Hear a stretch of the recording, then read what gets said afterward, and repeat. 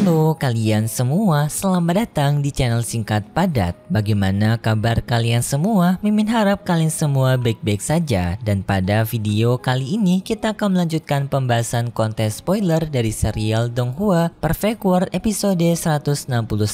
Dan langsung saja kita masuk ke bagian cerita terbarunya. Cerita ini berlanjut dengan Shibatian alias si batu dewa yang marah kepada dua orang pengganggu, yaitu Lin Yichen dan juga Lu Dao.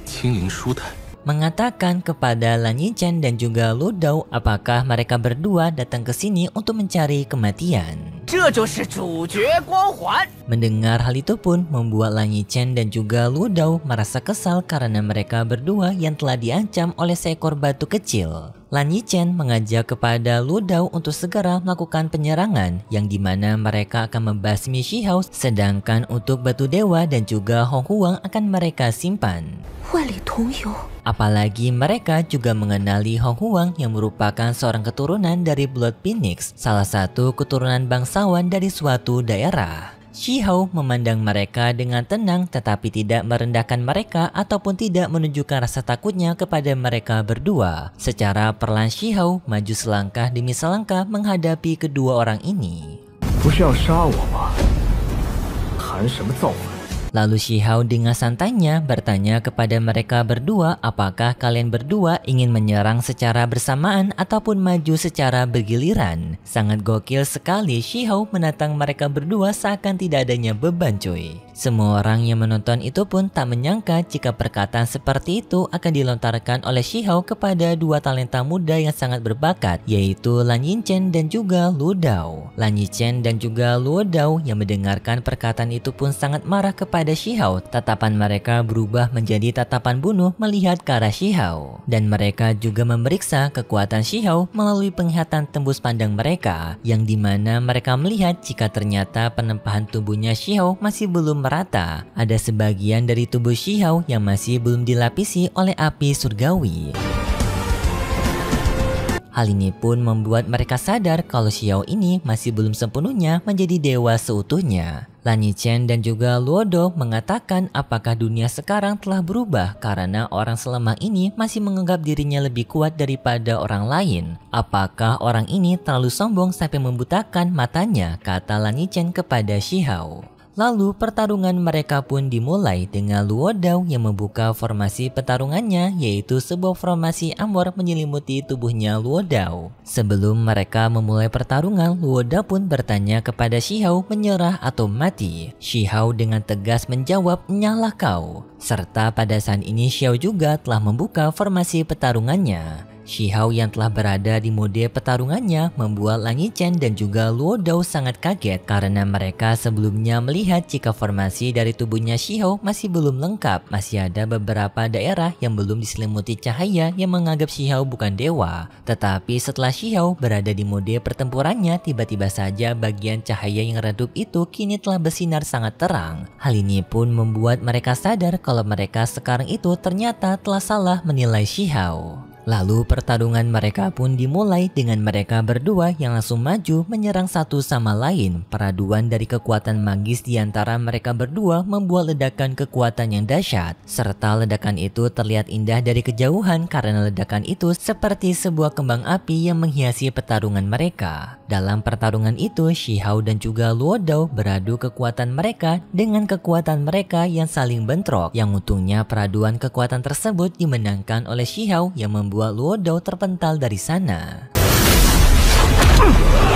Lan Yichen yang masih belum menyerang sangat kaget dengan kemampuan Shihao yang ternyata bisa menandingi Lu Dao. Hal ini pun semakin membuat Lan Yichen merasa menyesal karena ternyata dirinya telah salah menilai lawannya. Walaupun Lu Dao sekarang telah didesak oleh Shihao, tetapi Lan Yichen masih memutuskan untuk mengawasi pertarungan mereka berdua. Ia akan menunggu beberapa waktu lagi sampai Lu Dao benar-benar tidak bisa melanjutkan pertarungan ini untuk berhadapan dengan Shihao. Sedangkan tatapan mata Lu Dao yang sebelumnya bersikap sombong kepada Shihao sekarang telah berubah menjadi tatapan mata penuh keseriusan. Karena Lu Dao sangat tak menyangka jika seseorang yang sebelumnya ia anggap sebagai orang biasa ternyata merupakan seorang bakat luar biasa. Luo Dou bersiap untuk melanjutkan pertarungannya dengan Luo Dou sekarang tanpa mempersiapkan sebuah formasi. Yang dalam formasi itu, Luo Dou menggunakan teknik berharga bakal luar biasa yaitu pedang tulang Sparrow. Yang dimana pedang tulang Sparrow ini merupakan garis keturunan dari kekuatan Vermilion Beard dan kekuatan ini berasal dari kekuatan ras keturunan. Dianggap banyak orang sebagai kekuatan tertinggi yang mampu untuk melakukan pembunuhan kepada dewa bahkan ketika itu berada di alam pakar tertinggi. Luo Dou dengan kecepatan tinggi maju ke arah Shihao beradu kekuatan dengan Shihao kembali. Mereka lagi-lagi sama-sama membentrok kekuatan mereka satu sama lain. Shihao yang berada di dekat pedang tulang Sparrow milik Luo Dou merasakan adanya kekuatan yang aneh dari pedang tersebut. Karena Shihao bisa merasakan dengan jelas jika pedang tulang Sparrow ini memiliki kekuatan yang sangat mendominasi yang mungkin bisa membasmi dewa sejati. Dalam peraduan itu, Luo Dou meningkatkan kekuatannya dengan meningkatkan pergerakannya Luo Dou mengarah kepada Shihao. Yang untungnya semua serangan Luo Dou berhasil dihindari oleh Shihao sampai tidak ada satupun serangan yang dikeluarkan oleh Luo Dou mengenai Shihao.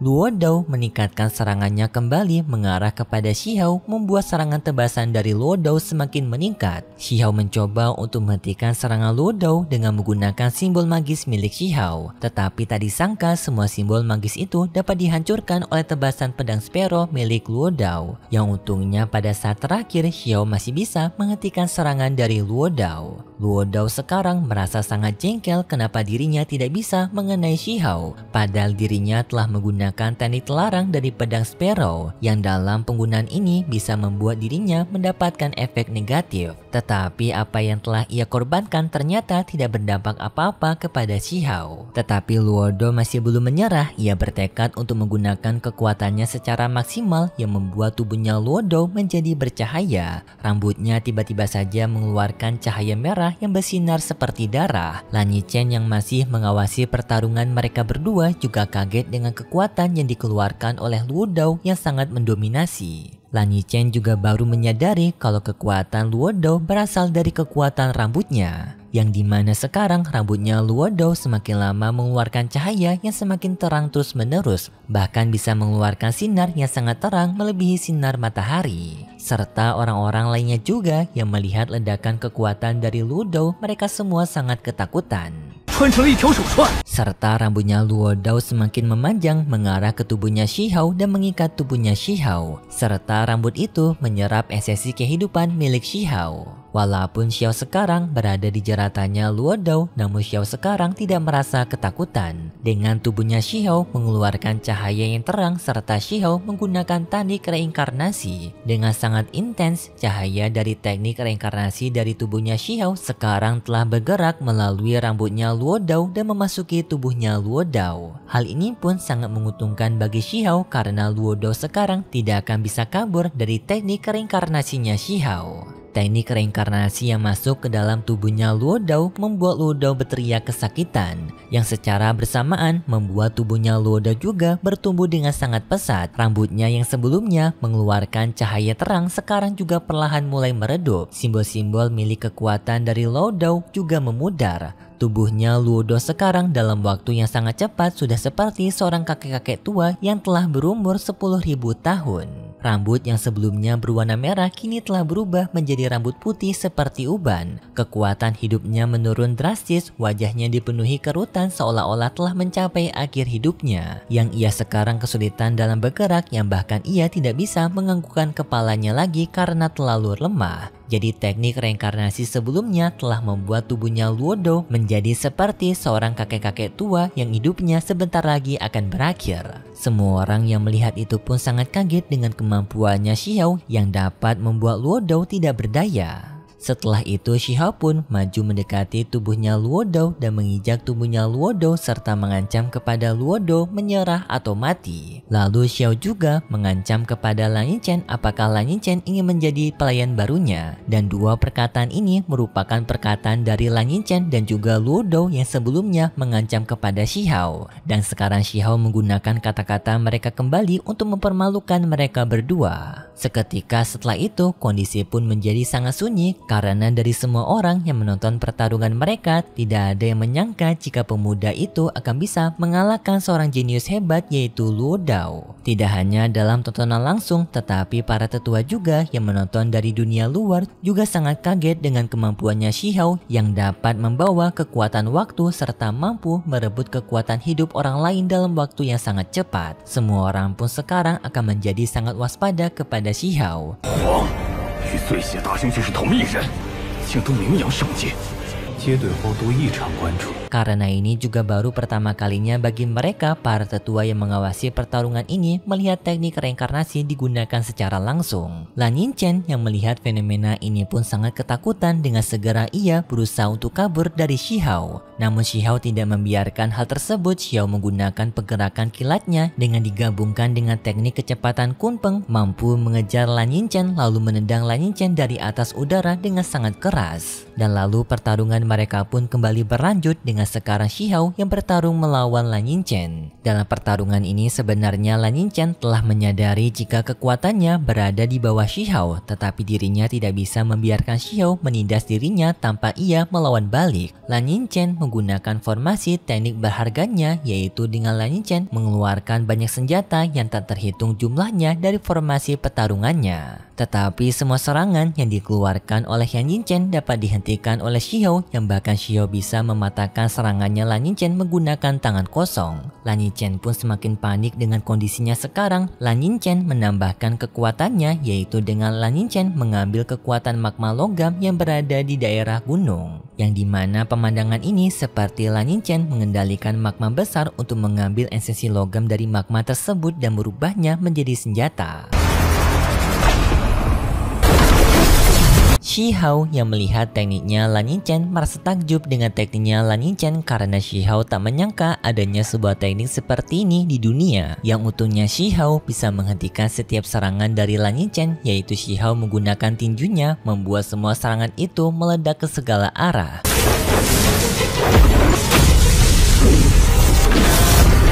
Lan Yinchen masih menggunakan caranya, yaitu Lan Yinchen memanggil lebih banyak cairan logam mengelilingi Shihao dan juga sekarang tubuhnya Lan Yinchen berubah menjadi logam agar tubuh fisiknya tidak dapat dilukai oleh Shihao. Shihao meremehkan tekniknya Lan Yinchen dengan bertanya kepada Lan Yinchen apakah Lan Yinchen hanya memiliki teknik segini saja, dan lalu serangan listrik dari atas langit diturunkan oleh Shihao ke arah cairan logam milik Lan Yinchen membuat cairan logam itu pun meledak. Lan Yinchen tak menyangka jika teknik berharga Dao petir milik Shihao memiliki daya serang yang sangat hebat, dan karena Lan Yinchen menganggap jika dirinya tidak bisa lagi menggunakan cairan logam untuk menyerang ke arah Shihao, jadinya Lan Yinchen pun kembali ke wujud aslinya untuk maju menyerang Shihao secara langsung. Membuat Lan Yinchen bersama Shihao beradu pukulan yang sangat dahsyat di antara mereka berdua. Dalam peraduan kekuatan itu, kekuatan Dao petir milik Shihao menyelimuti tangannya dengan mengeluarkan cahaya emas. Sedangkan tubuhnya Lan Yinchen gemetaran menghadapi Shihao, dirinya tidak percaya diri akan bisa memenangkan pertarungan ini. Sambil Lan Yinchen bertanya-tanya seberapa kuat daging dari pemuda ini, itu bahkan membuat tubuh dewa atribut logam berubah bentuk merasakan sakit yang luar biasa. Peraduan dari pukulan itu sampai membuat tubuhnya Lan Yinchen mengalami bengkok-bengkok karena tubuh Lan Yinchen sekarang berubah menjadi besi, membuat daya tubuhnya seperti besi yang mudah dibengkokkan jika benturan dengan energi yang kuat. Sampai pada akhirnya peraduan dari serangan itu membuat ledakan yang besar membuat Lan Yinchen terpental. Sampai Lan Yinchen tepat berada di tubuhnya Luo Dao yang juga sekarang berada di kondisi sekarat. Bisa dibilang mereka berdua sekarang yaitu Lan Yinchen dan juga Luo Dao telah berada di akhir hayat mereka. Shihao mendatangi mereka berdua dan bertanya kepada mereka berdua menyerah atau mati. Apakah kalian berdua sudah membuat keputusan kalian? Dan jika mereka berdua menyerah, maka Shihao akan menjadikan mereka berdua sebagai bawahannya Shihao yang akan membantu Shihao untuk mengumpulkan tanaman-tanaman obat. Orang-orang yang menyaksikan pertarungan mereka secara langsung sangat ketakutan dengan pemandangan seperti ini karena mereka tak menyangka jika kemampuan dari dua jenius akan ditaklukkan oleh seorang saja, yang bahkan kedua jenius ini akan dijadikan bawahan oleh pria itu, yaitu Shihao. Sedangkan di dunia luar, para tetua dan juga kultivator yang melihat pertarungan Shihao melawan Lan Yichen dan juga Luo Dao, mereka semua sangat terguncang. Semua ekspresi mereka sangat berubah. Betapa liarnya kemampuan Shihao bisa menundukkan dua jenius hebat di masa kejayaannya, yang bahkan sekarang mereka berdua akan dijadikan bawahan oleh Shihao. Untuk keluarga Blue Gold Mountain Ridge dan juga keluarga Luo sangat kesal melihat pemandangan ini,